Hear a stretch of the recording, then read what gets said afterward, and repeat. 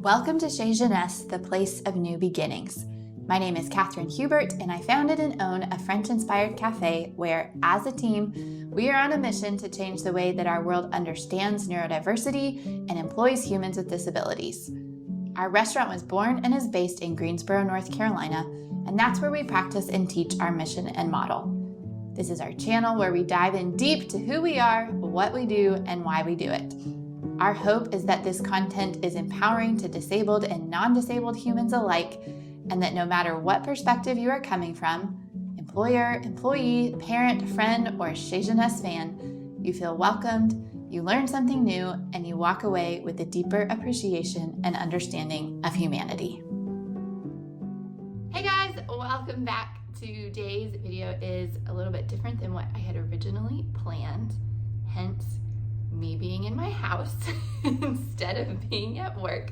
But I am responding today to the first episode of the second season of Love on the Spectrum. Initially had filmed my reaction like in real time, and Sarah, our video editor, had spliced all of that together. We hit some copyright issues, so we are currently going through the process with YouTube to appeal that, because we do think that the things that we are saying about the content add value to what the content is. However, that's going to take a beat. So in lieu of that entire response today, I'm going to give you some of my key takeaways from the episode. If you've been watching the show, if you haven't been watching the show, you should be able to track along with this just fine, but would love your thoughts and comments below. Quick pause while I'm making my breakfast to say, if you like us, if you find our content engaging, if you're excited to be part of this channel, if you would please subscribe to us. Avery agrees. Avery is my dog. We would love to have you officially part of our community. That helps our content get in front of more viewers. It helps us to actually be compensated for our content, which is a big deal for our little business. So hit the subscribe button, likes, comments, shares, all of that is also helpful, and thank you so much.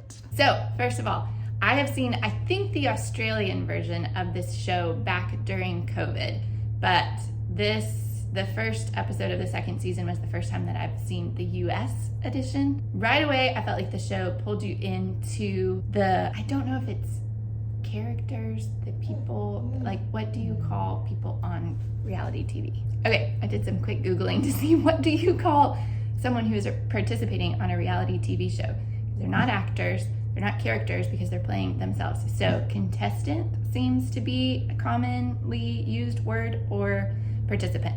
We're gonna go with participant instead of contestant, because contestant to me seems to imply that they are in competition for something, which is not the case on this show. So participants, I felt like the show immediately drew you into the participants and their lives, their personalities. It felt very easy to connect to and enjoy and relate to the participants in this show.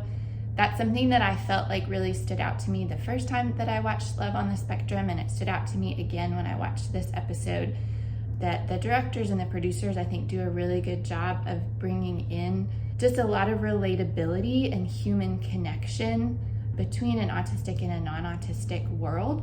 And that's something that I think culturally we still don't do a very good job with. This is coming from my own perspective, which is not that of a non-autistic viewer. So I'd be curious, any of my autistic followers, if you have thoughts and opinions on how this show represents that connection or relatability between an autistic person and a non-autistic person. I would love to hear your thoughts.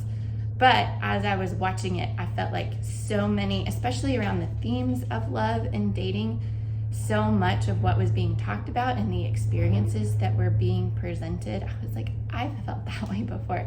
I totally get that. Like I feel really nervous going into a blind date where you're meeting up with someone that you have no idea really if you're gonna, what that experience is gonna be like. Are they gonna like me? Am I gonna like them? What are we gonna talk about? All of that. So I felt like the show seems to be attempting and also achieving breaking down some of the barriers that culture oftentimes puts up between autistic humans and non-autistic humans. I like in the introduction here, just the questions that are being asked are questions that all humans ask and think about in regards to love and dating.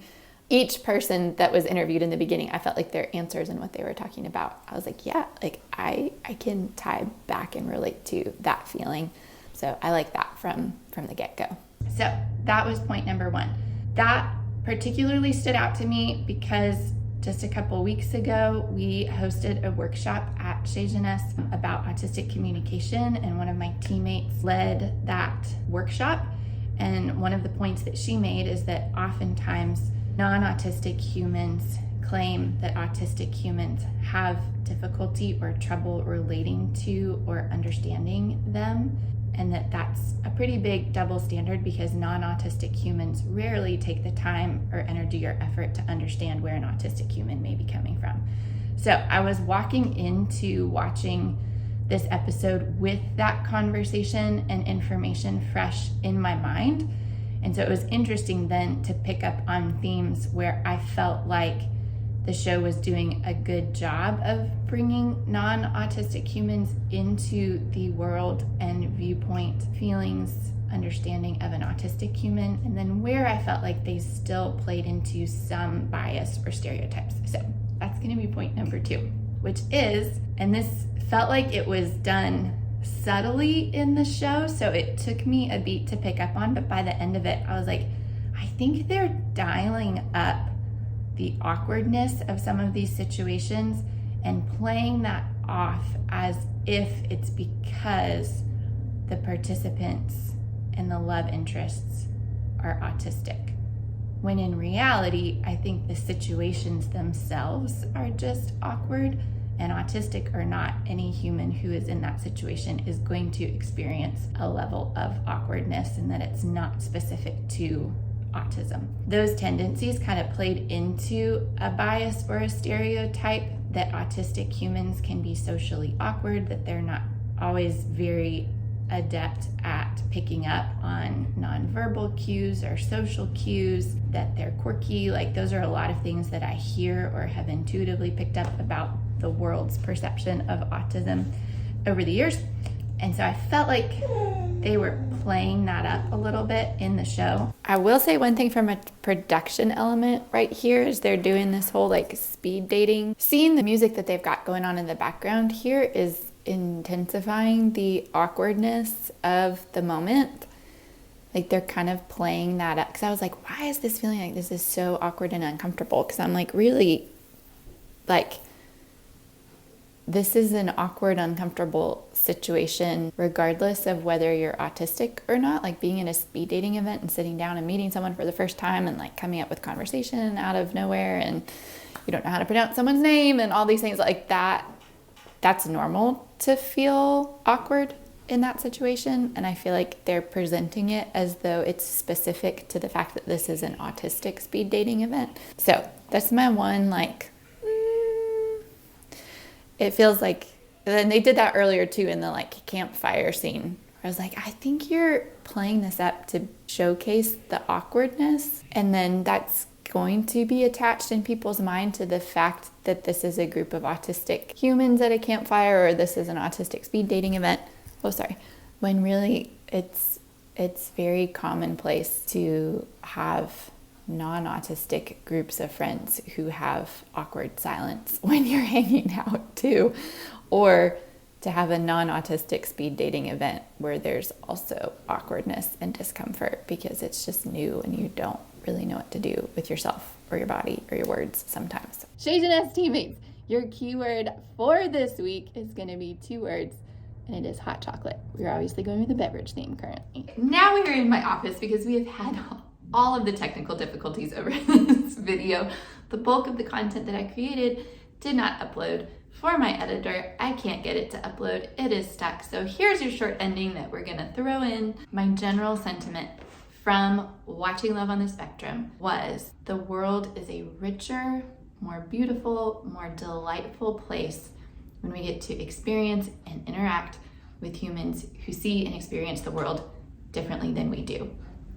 That is not an emphasis on the different aspect of that. That is truly just a statement and an observation of what a glorious and wonderful thing it is that as a human, we each get to perceive and take in and observe and relate to and understand the world and different people in different ways. And I just found myself really captivated and I think just surprised by the hearts, the minds, the lives of the participants and the people that I got to see and experience in this episode.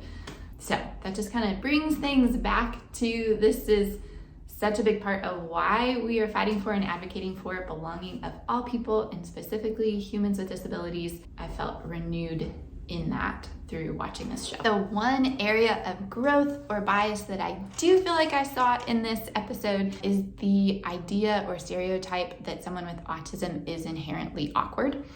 That was done in somewhat subtle ways throughout the course of the show, but I picked up on it more towards the end. A lot of it had to do with the music that they were playing during some of the scenes, especially the bonfire scene and the speed dating scene at the end. If you've watched the episode, if you know what I'm talking about, would love to hear your thoughts about that. If you haven't, then pay attention to those two things when you do. But they seemed to kind of amplify or dial up the awkwardness. And to me, it felt like that was with the assumption or idea that it's because the humans in those scenes were autistic and not because the situations themselves are inherently awkward. Being around a bonfire with friends that you don't know very well, that can be awkward. Going to a speed dating event when you've never been to a speed dating event, or even if you have, is also awkward. So to me, it felt like those were moments, kind of missed opportunities where they could have normalized that awkwardness instead of highlighting it. So those were my key takeaways from this episode. I'm excited to continue watching this season.